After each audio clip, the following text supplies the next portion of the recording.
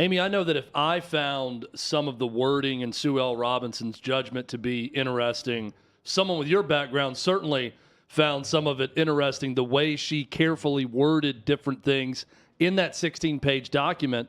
So let's go back a bit. What did you make of the 16-page document, and what jumped out most to you? To me, she was laying a groundwork for the NFL to come in and really make this punishment whatever it thinks it should be. I assumed Roger would take the appeal. I knew the NFL would appeal. I'm not surprised he handed it off. But Roger taking that appeal and making that decision is just an easy avenue for the league to get that 1 year that it thinks is fair and just. But, she absolutely declared the NFL the victor here, at least in terms of her findings. And her factual findings are what the lengthier suspension, if there is one, will be based on. So this person who this is appealed to cannot go in and find things that she didn't find, can't disagree with the number of violations, for example, that she found. So she found almost 12 violations. So that was three different categories of the PCP: sexual assault on four women, conduct detrimental to the integrity of the game with the four cases.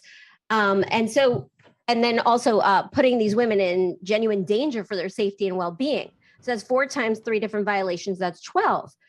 Everybody's shocked that somebody could find that the NFL met its burden to prove that more likely than not, he committed sexual assault on 4 people, plus these other violations, and come up with only a 6-game suspension and sort of chalk it up to this distinction that's not even really in the PCP, that there was no force. If you look at the personal conduct policy, it says that there's a 6-game minimum for a sexual assault with physical force.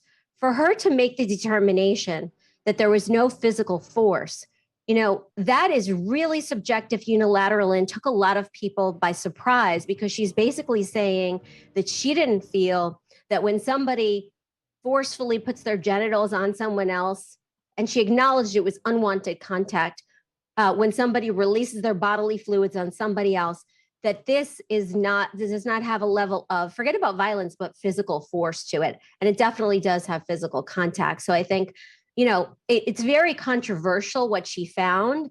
And I really believe that she was just out of her element and setting the stage for someone else to do the dirty work here and increase the suspension. Or if you want to look at it from the flip side, someone to come in and be the hero and increase the suspension.